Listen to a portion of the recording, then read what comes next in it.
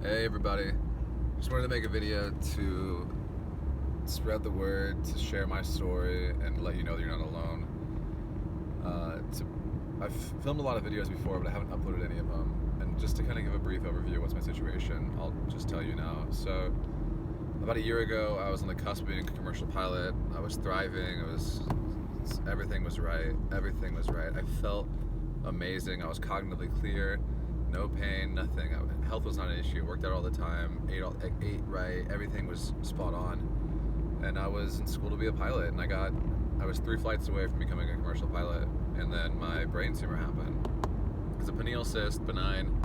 You know, it's shit, but it's not the end of the world. Got it cut out February 6th by Dr.Kim down in Houston, Texas. For the first 2 days, I felt amazing. I was like, my life's back. I was stoked. I was gonna write a book. I wanted to be on Ellen. Like, I felt absolutely amazing. And then I went to the restroom at a UT, and I'm 6'5", I'm a large man. And I sat down. I specifically remember sitting down to pee because I was thinking to myself, I was like, this is probably where people get fucked up in the hospital. They go pee, and they're men, so they stand up and they fall. I was like, I'm not gonna be that guy. I'm gonna sit down just to be extra precautious. So I sat down, took a leak, thinking about life. I was just so stoked. My girlfriend and my dad were on the other side of the wall. I'm like, I'm gonna go talk to them. Like, my dick still works. Just got the catheter out. I was super pumped, and forgot to notice, or didn't notice, I guess you could say, that there was a shower curtain rod right above the toilet. So I just stood up, playing on my feet, drove up. I was like, fuck yeah, just pissed. I'm stoked. I'm back. I'm Evan Brown. Let's get it. And I squatted. Obviously I was squatting. I was taking a wee, and I just stood up and just fucking drilled my head on a shower curtain rod. Didn't feel any pain. Thought nothing of it because I was doped up on morphine given the surgeries that happened. There were no cognitive symptoms or anything weird kind of happened immediately, so I thought nothing of it. But I was, diligent. It was my health. It was my neurological health, which is the most important. So I told 2 neurosurgeons in the hospital. I told the resident and his, I don't know what the word is, assistant, I guess you could say, student.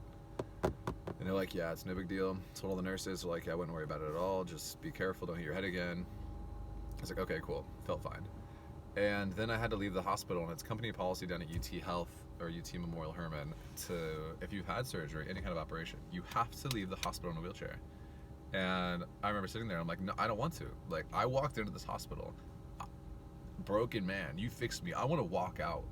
I want that pride. And they're like, no, sir, you can't do that. No, sir, no way. And I'm like, all right, well, if you guys operated my brain, I'm sure you guys are well-grounded in your beliefs. So there's no way this will hurt me. Sure, let's do it. Let's get the fuck on with our lives. Sat down in the wheelchair, and they pushed me through the hallway. They were going kind of fast. I was like, whatever, it's kind of fun. And then we got to the elevator, and that's when everything changed. She pushed me into the elevator, and that jarring motion, that fucking rumble getting onto the elevator, I immediately went from clear, concise, collective talking to, in an instant, slumped in my chair, started hallucinating.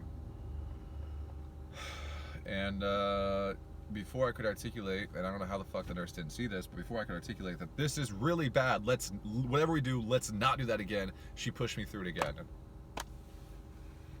Really quality healthcare. I was in no condition to say anything, and I guess no one around me really thought anything of it, which is surprising because I was very articulate, and then all of a sudden I was just slumped, and then out we go to do it again. And yeah, I went from dancing in the hallways with my girlfriend, flirting with the nurses, being stoked my life is back, to hallucinating in the lobby, begging for death. It was so bad. That was, what is it? It's October, it's November. That was, oh my god, no way. Wow. It was 8 months ago. 2 days ago, that was 8 months ago. So it's been a long time, and I've been all over the nation. I've been to Mayo Clinic, I've been to OHSU, I've been back to Texas. I've been all over being like, guys, I don't feel okay. I need help. And they're like, no, sir, you're fine. You're fine, sir. Your MRIs are good. Your blood work's good. Everything's good. You're fine, sir. Go home. Fucking, it's a struggle. And for the longest time, I just accepted it. I was like, I'm feeling like death. Mayo Clinic says I'm good. Everyone says I'm good. And I'm like, I must be good. I wasn't good at all. Horrible nausea, horrible confusion. Couldn't remember what we were just talking about. I was so depressed. Like, I thought about suicide. Like, I was rough. Super rough. I mean, and whoever's watching this, I hope you're not thinking about suicide. It's not worth it. Power through. The good times will fade. Like, you matter. Your life matters. We all matter. And but in the moment, I was like, fuck this. This is terrible. This is no way to live life. I feel like shit. I'm spending I've shelled out like $40,000. I saved up 40 grand to buy a house. And I was like, dope. I'm gonna be a pilot. I'm gonna buy a house. Woo! It's gonna be hype. It's gonna be amazing. And then everything fell apart. So, where was I in the story? Oh yeah, I've been everywhere. Really struggling with a lot of symptoms. And then I went to a dinner, and I met a doctor, and she referred me to a neurologist, a functional neurologist, which is like a chiropractor that specializes in brain injuries. So I saw him, did his treatment, felt really fucking good. And during his treatment, it's the first time anyone theorized, like, maybe you just got a concussion, dude. Like, maybe you got a TBI from smoking your dome on that shower curtain rod. And I'm like, I didn't even, like, think of that. Like, how did no one think about that? So that was cool to, like, at least, like, have some idea of what actually is going on. So I went through his regimen, felt fucking great. Woke up Friday and I was like, let's do it again. Did it again. And by Friday night, I felt amazing. I felt beautiful. So good. I went out clubbing with a girlfriend, which was a mistake. Went out, got pretty drunk, and woke up the next day. Felt like I did before the treatment. Everything was back like it was. Now, the treatment consisted of something called TMS and a lot of ocular therapy, a lot of visual therapy of like tracking stuff with your eyes. So the TMS is transmagnetic stimulation, and it's used predominantly to treat depression. But they have shown that it also can be used to improve cognitive function on people with a mild TBI, aka concussion. Which, like, people shouldn't call it a concussion because that sounds way more innocent than a fucking TBI.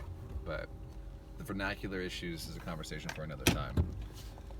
So yeah, went through his treatment and I was like, okay, I've got a concussion. Like, who's the fucking best place out there that can treat concussions? There's a place in Utah, south of Salt Lake in Provo, called Cognitive FX. I'm like, let's do it. Why not? Why not an extra $10,000? Just swipe the credit card and cry later. So I did it like a week ago, actually.